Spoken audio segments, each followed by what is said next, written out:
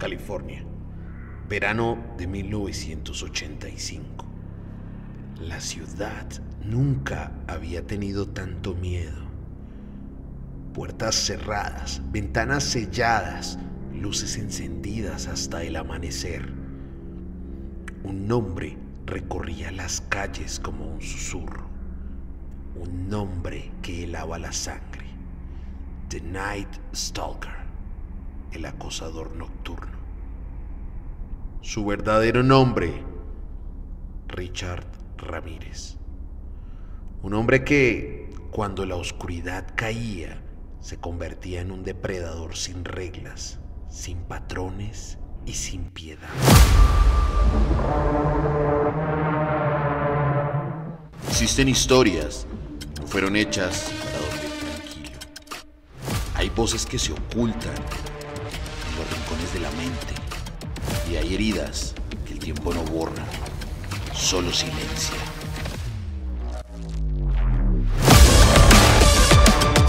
Esto es Enigmático, donde la oscuridad se encuentra con la mente.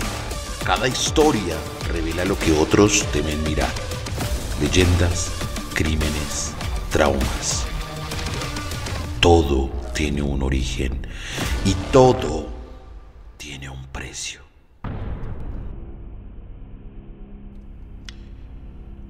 Richard nació el 29 de febrero de 1960 en El Paso, Texas. Era el menor de 5 hermanos. Su padre, Julián, había sido policía en México antes de mudarse a Estados Unidos. En casa, la figura paterna era sinónimo de violencia. Explosiones de ira, castigos físicos brutales. El pequeño Richard, para huir de los golpes, comenzó a dormir en el cementerio local. Allí, entre lápidas y silencio, aprendió a encontrar calma y quizá también a sentirse cómodo entre los muertos. Pero el punto de quiebre llegó a los 12 años. Su primo Miguel, veterano de Vietnam, regresó cargando cicatrices físicas y mentales. Le enseñó fotos en las que posaba con mujeres vietnamitas después de asesinarlas. Le contaba historias de violaciones y torturas como si fueran hazañas de guerra. Un día, frente a Richard, Miguel le disparó en la cara a su esposa. Él tan solo tenía 13 años. Ese instante quedó grabado como fuego en su mente. En la adolescencia, Richard empezó a mostrar una serie de conductas que, vistas en conjunto, eran la antesala del horror. Robos a casas mientras las familias dormían, consumo de marihuana, cocaína y LSD, fascinación por el satanismo y lo oculto, combinación de excitación sexual con violencia en sus fantasías. Sí, se estaba formando un perfil muy peligroso. Un joven que no solo aprendió a entrar en casas sin ser visto, sino que descubrió que eso le daba poder. En 1984, Ramírez se trasladó a Los Ángeles. Las calles nocturnas lo fascinaban.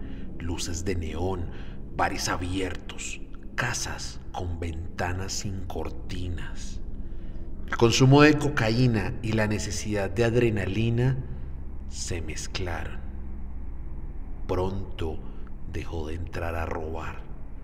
Ahora entraba para cazar. A diferencia de otros asesinos seriales, Ramírez no tenía un tipo de víctima definido. Atacaba a mujeres, hombres, ancianos y niños, a todos por igual. Usaba armas de fuego, cuchillos, martillos, cualquier cosa que pudiera utilizar como arma. Violaba, golpeaba y asesinaba sin un patrón fijo, e incluso a veces dibujaba pentagramas en las paredes o en los cuerpos de sus víctimas. Algunos de los casos más particulares los tenemos a continuación. Jenny Vincoe, de 79 años, la primera sombra. Era la madrugada del 28 de junio de 1984. Jenny vivía sola en un pequeño apartamento en Glassell Park. Era viuda, de andar lento, pero de mente muy clara. Aquella noche el calor la había obligado a dejar una ventana entreabierta. Y Ramírez aprovechó. Entró en silencio. En la penumbra avanzó hacia su habitación como si ya conociera el lugar. Jenny despertó al sentir una presencia, pero lamentablemente no tuvo tiempo de reaccionar. Los vecinos al día siguiente solo hablarían del olor metálico que salía de su departamento y de cómo en su rostro inmóvil parecía haberse congelado el susto de ver al intruso. Para la policía fue un asesinato atroz. Para Richard solo fue el principio. Vincent y Maxine Zazzara, el matrimonio roto por la noche.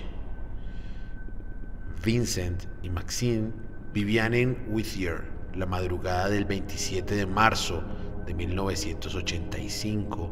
Vincent dormía profundamente en la sala mientras Maxine preparaba la cama. Ramírez forzó la entrada y caminó directo hacia él. Un disparo preciso a la cabeza y Vincent no despertó. Maxine escuchó el ruido y corrió, pero fue interceptada.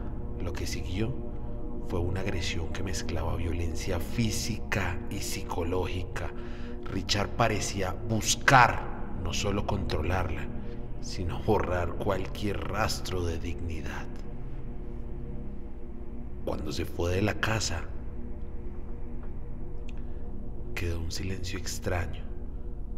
Los investigadores recordaron que Maxine tenía una expresión como si en sus últimos momentos hubiera comprendido que su agresor no estaba allí por dinero, sino por algo aún mucho más oscuro. Peter y Barbara Pan, el crimen que no dejó dormir a Los Ángeles. La madrugada del 20 de agosto de 1985, Peter y Bárbara descansaban en su casa. Él, un hombre de carácter sereno, ella de mirada dulce y voz pausada. Ramírez entró por una ventana lateral. Fue directo al dormitorio. Peter recibió un disparo en la cabeza antes siquiera de abrir los ojos. Bárbara, aturdida, sintió el peso de un desconocido sobre ella. Sus gritos no despertaron a nadie, y en medio de la confusión, lo más perturbador fue escuchar su voz. Un susurro grave, cargado de desprecio. Cuando Richard se fue, Bárbara quedó viva, pero muy marcada. Años después aún hablaba del olor, una mezcla de sudor, metal y algo indescriptible que la transportaba esa noche cada vez que cerraba los ojos. William Carnes y su prometida, los sobrevivientes que rompieron el silencio. El 24 de agosto de 1985, William y su prometida dormían en su casa. Richard entró armado y atacó con rapidez. William fue golpeado y herido de bala, pero logró mantenerse consciente. Su prometida fue sometida bajo una presión psicológica feroz. Richard le repetía frases extrañas, casi como si quisiera dejar grabadas sus palabras en su memoria. No los mató, tal vez porque se sintió observado, o porque su adrenalina había alcanzado el punto que buscaba. Los dos sobrevivieron. Fueron ellos quienes aportaron descripciones que, junto a otras pistas, permitieron su identificación pública. En cada ataque, la sensación era la misma. Richard no buscaba solo matar, buscaba marcar y dejar sobre todo un eco oscuro en la escena. En agosto de 1985, su rostro apareció en todos los periódicos. Un grupo de vecinos lo reconoció en la calle. Intentó huir, pero fue acorralado y golpeado hasta que llegó la policía. En el juicio, mostraba su mano con un pentagrama y gritaba "Hail Satan". Fue condenado por 13 asesinatos, 5 intentos de asesinato, 11 agresiones sexuales y 14 robos. Pasó 23 años en el corredor de la muerte. Murió en 2013 de linfoma a los 53 años.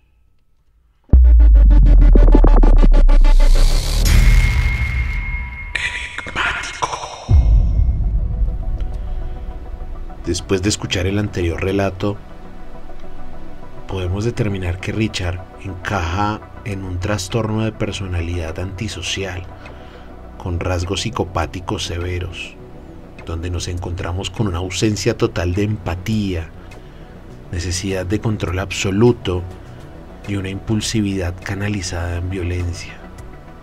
Ahora bien, Richard no era psicótico, pues no tenía delirios ni alucinaciones. Su relación con el satanismo no fue producto de locura, sino un instrumento simbólico de poder y terror.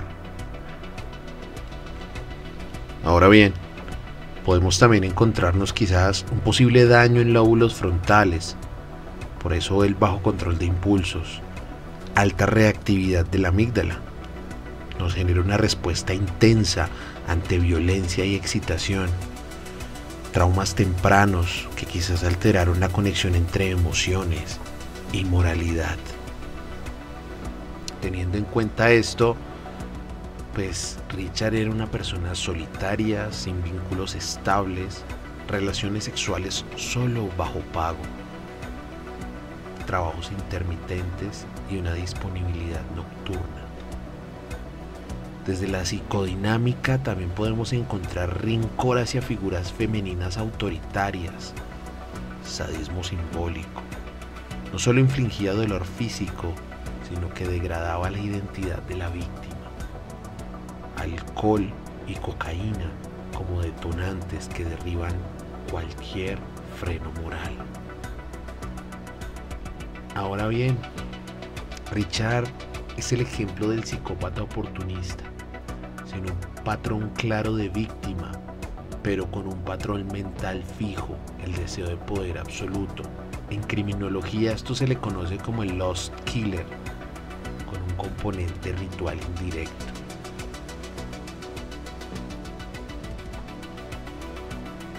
Para cerrar nuestro capítulo de hoy, quiero que pienses en lo siguiente. Richard Ramírez no nació con un cuchillo en la mano. La violencia lo moldeó, las drogas lo encendieron y la noche lo adoptó como hijo. La verdadera lección aquí no es cómo mató, sino cuántas señales ignoramos antes de que lo hiciera. Si este episodio te hizo pensar, compártelo. Ayúdanos a seguir explorando la mente humana en sus rincones más oscuros. Nos escuchamos en nuestro próximo viaje. Mi nombre es Jason y recuerda, no todo depredador ruge. Algunos respiran detrás de tu puerta.